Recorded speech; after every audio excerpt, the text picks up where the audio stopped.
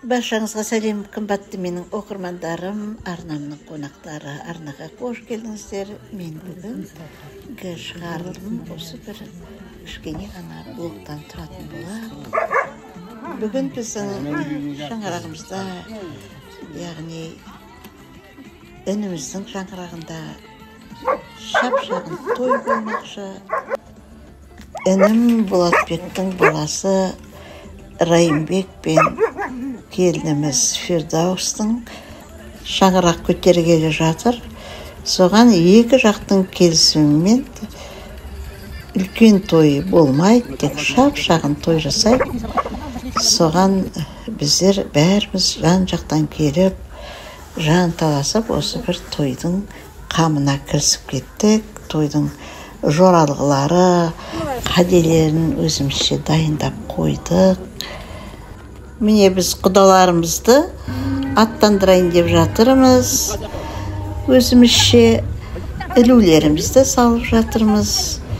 Сөйтіп барлық қаделерін өзімізше үйлестірген болып, міне құдаларды шығарып салмақшымыз. Қыз жеңгесі барады, және екі құда барады. Сол үшеуі барып, келінімізді алып келеді. Ол жақта да шағын ғана той болады. Сонымен міне біз қазақтың жоралғысын жасап, өзімізше жазғантай музыкамызды қосып, шығарып салмақшымыз. Бір қуаныш пен бір қайғы қатар жүреді дегендей, ініміз бенен келініміз бір қайғылы жағдай орын алып, олар ұшып кетті. Біздер қалғандарымыз сол келінімізді түсіріп алайық деп жатырмыз. Міне машинаның төбесіне ожауымызды қойдық салт бойынша. Міне біздің ожауымыз жерге құлап түсті. Біздер мәз болып жатырмыз. Келініміз пысық болады екен деп, пысықтың келіндері пысық болады деп мәз болып жатырмыз. Құдаларды шығарып салғаннан кейін біздер де тойдың қамына кірісіп кеттік. Бір азғантай тездетіп, бір-екі кесе шайымызды ішіп алып, содан кейін бәріміз өзіміздің ісімізге кірісіп жатырмыз. Қазанымызға асымызды салдық, қуырдағымызды салдық. Қазан көптен бері пайдаланылмағаннан кейін айналасы азып кеткен екен. Өзімізше майлап, бәрін тазалап, жақсылап, жуып алған болдық. Бәрібір от жаққаннан кейін ол балшық бәрін көтеріледі, бірақ әйтеуір тазалап алғанымызға мәз болдық. Міне қуырдақты да салдық, асымыз да қайнап жатыр. Енді жақсылап сапырып, оттың астын басып, баппен қайнайтындай қылып қойып жатырмыз. Енді іште де самсамызды, басқа да тағамдарымызды, салаттарымызды жасауға кірістік. Құдалар жоспар бойынша 7-лерге таман, 6-ларға таман келу керек. Оған дейін біздер барлық дастарханымызды жасап қоюымыз керек әрине. Сол жанталасып, барлығына да үлгерген болдық. Азғантай кісі болсын, көп кісі болсын, тойдың аты той. Сондықтан да өзімізше барымызша әдемі дастархан жасауға тырыстық. Міне біздің құдаларымыз ерте келіп қалды, күтпей қалдық. Әлі уақыт бар деп тұрсақ, құдаларымыз келіп қалды. Келінімізді шашу шашып, құдағайларымызды бәрін қарсылап алып жатырмыз. Әрине қуанышымызда шек жоқ. Сөйтіп, жастардың да машинасы келді. Орамалымызды тағып, келінімізді түсіріп алайық деп жатырмыз. Сөйтіп, міне тойдың болғаннан болатысы қызық деп, бәрі теп-тез болып қалды. Міне құдағайларды төрімізге отырғызып, танысу басталып жатыр. Қайырлы қадамдарыңыз болсын.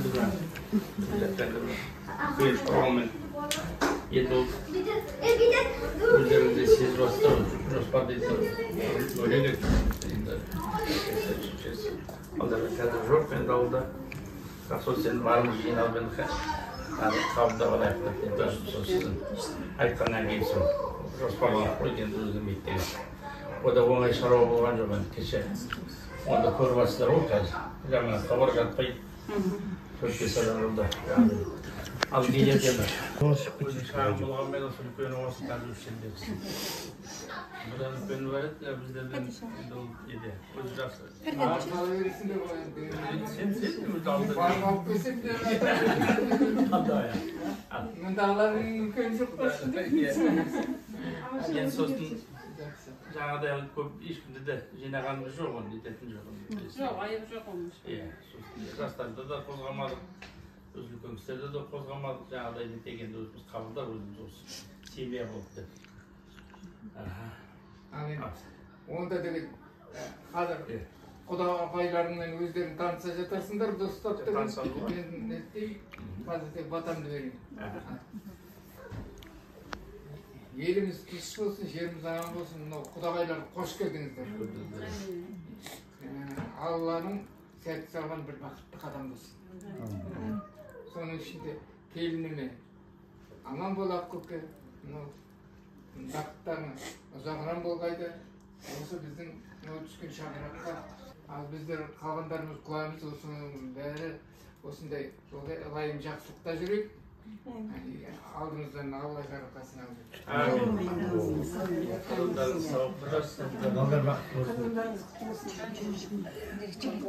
Міне шағын таныстықтан кейін біздерде дастарханымызды бір-бір қарап, ыссы тамақтарымыздың бәрін түсіріп, құдағайларымызды дастарханның басына шақыруға әзірленіп жатырмыз. Өзімізше барында үлгеріп қойған сияқтымыз. Бір-бір тексеріп өтіп жатырмыз. Тойдың болғаннан болатысы қызық деген осы екен. Аулаға үлкен киіз үй құрып, солай жасаймыз деген той. Аяқ астынан жоспар бұзылып кетті. О да бір өмірдің сынағы болар. Бірақ бар жақсы дейді, сол барымызбен сол тойымызды өткізіп жатырмыз.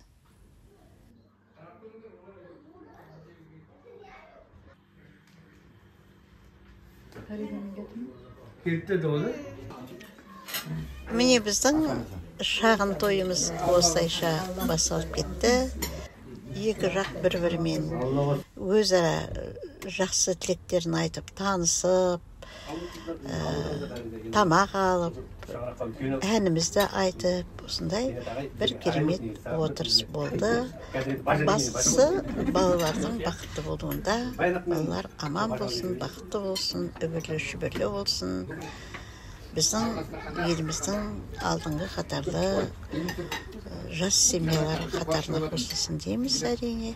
Үйлену оңай, әрине үй болу қиын, ол ата-ана қалай болғанда да үлкен тойда жасап бере алады.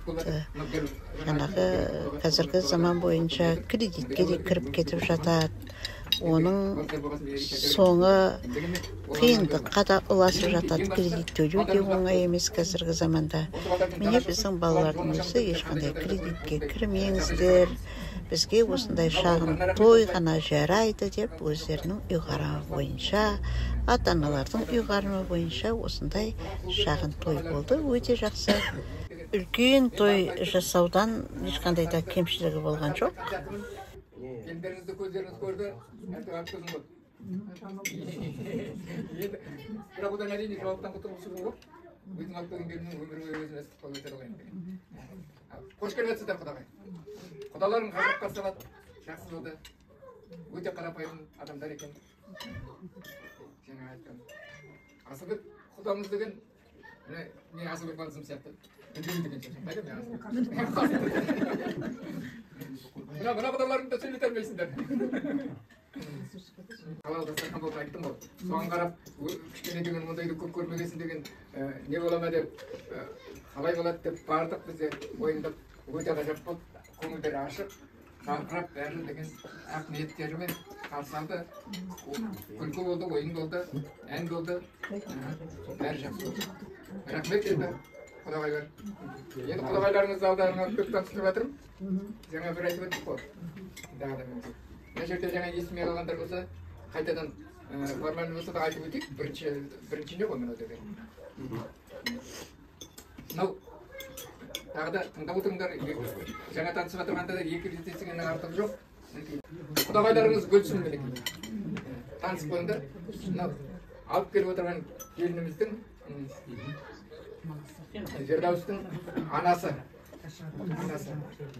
Ендігінен оның қасында келіп отырғандардан үлкені үлкен құдағайымыз, құдағайымыздың анасы. Анда, құдалар кішкене ертерек қалсын екен, бәрі де анамыз дейді. Осы кісі ең үлкені. Есімдерін мен енді айтпай ақ қояйын. Асыға құдаларының ағасы Алтай деген құда бар екен. Ол кісі көп үндемейді. Жақсы, өзіміз сияқты қарапайым адамдар. Сол Алтай құданың жолдасы, құдағайларымыз Бақчамал. Содан кейін төртінші елесіп келіп отырған бұл мына құдашамыз, сол кісінің қызы, Алтай құдаларының қызы. Балдардың жақсылығы, олардың бақыты. Қытақанын яратушымыз. 2 жасында Маластанға 2 жасқа енді азамат болып өзінің жолын тауып бізге келін әкеліп жатыр. Біз өте қуаныштымыз. Жаңбыр болмаса. Мен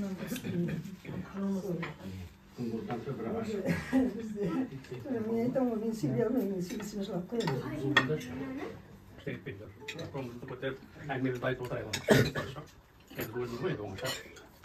Енді сосын бейбіт біздер енді ана өздері шаңырақтан үлкендер жасымыз үлкеннен кім деп нете бермек енді араласта жібереді кішкене. Жоқ болады ол. Ал енді бүгін жиналып жатқан себебіміз бәрі белгілі ғой енді балалардың қуанышы енді. Сол қуанышпен бөлісіп жатырмыз екі жақта. Қадірлерін берді. Ендерің сау болсын, балдарың бақытты болсын. Аман болыңдар. Сыйласатын емес, сыйласатын құда болады. Дұрыс, иә. 1000 жылдық деген, 100 жылдық деген аман болсын, ендерің сау болсын. Ал енді құрметті ауылдар қойдық. Құрметті құда-құдағайлар, енді біздер бүгін осы әулетке шаңырақтарыңызға қош келіп жатырық. Біріншіден құтты шаңырақтарыңыз болсын. Қош шаңырақтың ішінде тек тойдың болсын әрдайымдар. Қалай енді біз сіздермен құдандалы болып, өзіміздің қолымыздан ақ құсымызды ұшырып, сіздердің қолдарыңызға өзінің тұғырына келіп қондырып жатырық. Шағын болса да осы өмірлік естелік болып қалсын деп мен де бір азғантай бейнелерді түсіріп алуға тырыстым. Барлығын түсіруге мүмкіндік болған жоқ. Міне осылай екі жақ бір-бірімен жақсылап танысып, бір-бірімізге тілегімізді айтып, осылай тойымызды тамамдадық. Міне осымен мен өзім шағын блогымды аяқтаймын. Пікірлеріңізді жаза кетіңіздер. Лайк басуды ұмытпаңыздар. Арнаға тіркеліңіздер дегім келеді. Менің арнамда кездескенше қош сау болыңыздар.